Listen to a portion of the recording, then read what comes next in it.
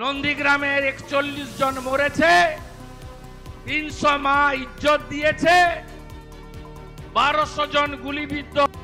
নন্দীগ্রামের ৪১ জন মরেছে, নন্দীগ্রামের ৪১ জন মরেছে, ৩০০ মা ইজ্জত দিয়েছে, ১২০০ জন গুলিবিদ্ধ।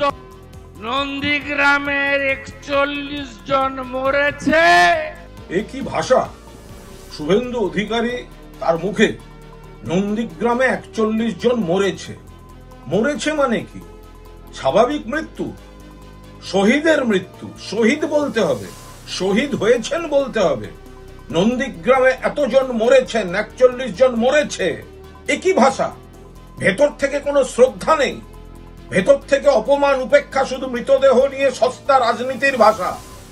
নন্দীগ্রামের মানুষের লড়াই, নন্দীগ্রামের মানুষের আত্মত্যাগ, নন্দীগ্রামের মা বোনেদের উপর সেই নির্মম অত্যাচারের দিনগুলো শুভেন্দু অধিকারী তো ছিল না।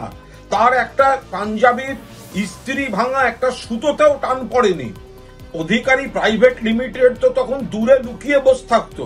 আন্দোলন তো করেছেন সেখানকার মানুষ, আর নেতৃত্ব দিয়েছেন মমতা বন্দ্যোপাধ্যায়। সেই জায়গায় দাঁড়িয়ে যেভাবে শহীদদের অপমান করলো, মরেছে শব্দটা ব্যবহার করলো, যে ভঙ্গিতে ব্যবহার করলো, তার তীব্র নিন্দা করছি এবং শহীদদের আত্মার প্রতি সম্মান জানাচ্ছি, শহীদ পরিবারগুলির প্রতি সমবেদনা জানাচ্ছি। কোন রাজনীতিবিদের মুখ থেকে শহীদদের সম্পর্কে এইভাবে মরেছে বলে একটা ঔদ্ধত্যের সঙ্গে, উপেক্ষার সঙ্গে শব্দ ব্যবহার করা চূড়ান্ত নিন্দনীয়।